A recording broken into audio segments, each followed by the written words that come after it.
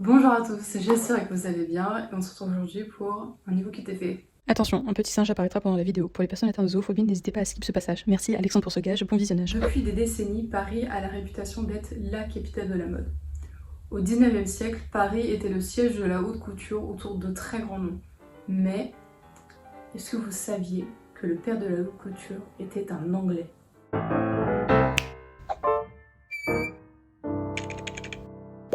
Yann Kerlo, dans son livre Les secrets de la mode, écrit: lorsqu'on prononce le nom de Charles Frederick Worth 2 fois sur 3, les réactions sont toujours les mêmes. De qui parlez-vous ? C'est très vieux, non ? Indeed, c'est très vieux. Charles Frederick Worth est né le 13 octobre 1825 à Bourne, au UK, fils et petit-fils d'avocat. Tout le destinait à emprunter la même carrière. Son père sombre dans l'alcool, il abandonne sa mère, sad story, et il part alors à 13 ans à Londres en 1838. Travailler. Il travaille d'enfant dans sa vie. Arrivé là-bas, il devient commis de magasin de tissus, d'abord chez Swan et Edgar et ensuite chez Lewis et Allenby. À l'époque, Lewis et Allenby, c'est le must du must. On retrouve la crème de la société londonienne. Après 10 ans passés à Londres, Charles Frederick Worth n'a qu'une seule envie, c'est se casser à Paris. Paris, tout le monde veut y aller, tout le monde envie Paris, tout le monde veut copier Paris pour son glamour, son élégance, ses monuments, la gastronomie, l'Arc de Triomphe, la Tour Eiffel. On me dit à l'oreille que la Tour Eiffel n'existe pas à l'époque. Et que j'aurais dû vérifier mon texte. C'est vrai.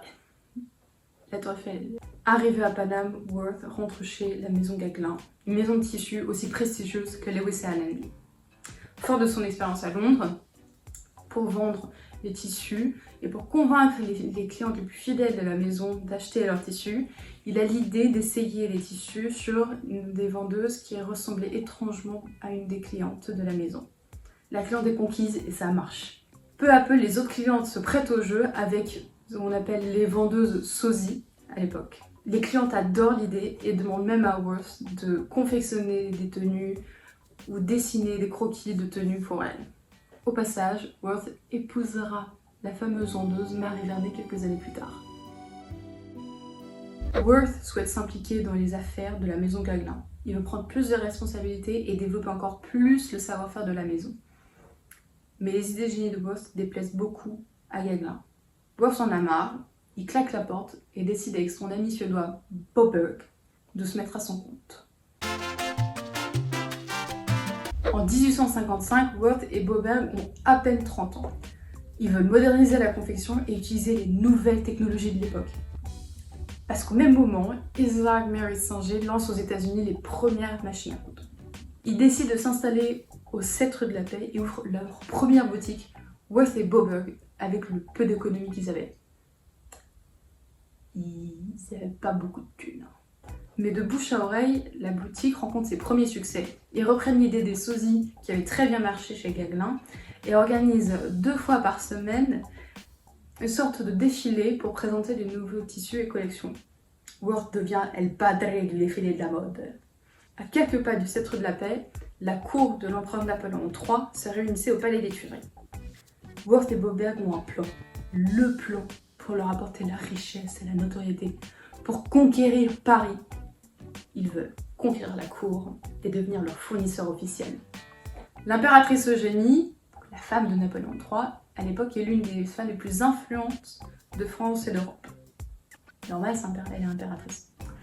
Worth a alors l'idée pour la séduire de parler à sa BFF, sa confidente, la princesse Pauline de Metternich. Marie Vernet, l'une des premières sosies chez Gagglin, qui est maintenant Mary Worth, épouse de Worth, présente les croquis de son mari à la princesse. La princesse adore et lui commande 2 robes, une du jour et une du soir, qu'elle portera au palais des Tuileries lors d'un bal. Tout le monde adore et même l'impératrice Eugénie veut venir chez Worth. La réputation de Worth s'étend ensuite sur toutes les cours d'Europe, Madrid, Vienne, Londres. Même Sissi l'impératrice, lui commande des robes. Worth est un rythme de commande de 7000 robes par an seulement pour la France à l'époque. Worth devient le roi de la mode. The king in the game de la mode. Et son ascension ne s'arrête pas là. En 1864, il devient enfin fournisseur officiel de la cour. Ses tenues en France et en Europe s'arrachent à prix d'or, une dinguerie. Alors pour se protéger des copies, il a l'idée du génie. Il décide de signer ses créations. C'est la première fois qu'on colle littéralement une étiquette avec le nom brodé du créateur sur les tenues, qu'on appelle aujourd'hui la griffe.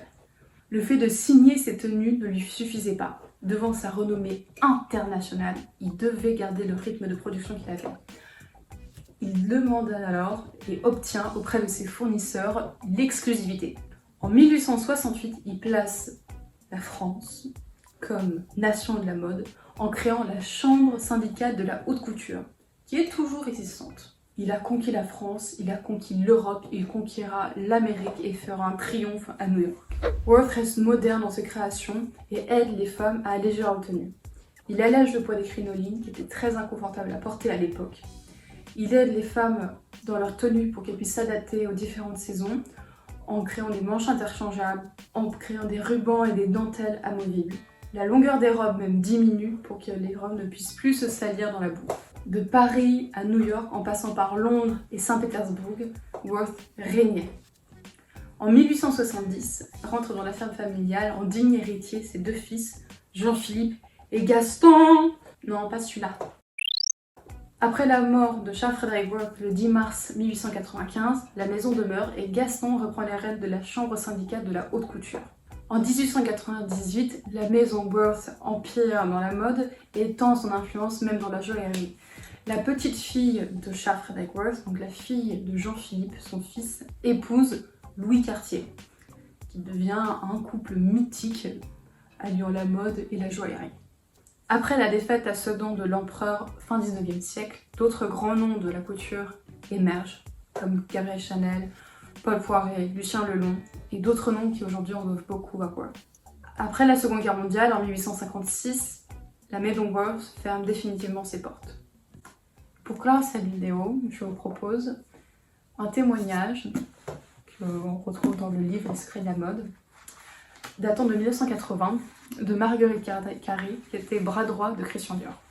Personne ne peut imaginer la somptuosité et le raffinement d'une maison comme celle de Worth avant et après la Première Guerre. Elle était située rue de la Paix et les clientes arrivaient en voiture à cheval, la plupart vêtues de zibeline, avec un petit bouquet de violettes niché au col, juste là. Dans leurs robes en dentelle d'argent, rehaussées de corail, portées avec leurs diamants, elles étaient d'une élégance indescriptible. Et l'allure du couturier Monsieur Jean-Philippe Worth, avec sa belle barbe noire, il les recevait comme si elles étaient toutes des reines. J'espère que cette vidéo vous aura plu. Je vous retrouve bientôt dans une prochaine vidéo où on ira à la rencontre d'un autre nom de la couture, de la haute couture, qui est méconnu par la plupart du grand public. Je vous dis à très bientôt. N'oubliez pas de liker, de partager cette vidéo si vous le souhaitez, de lâcher un commentaire ce que vous en pensez. Je vous embrasse. Ciao.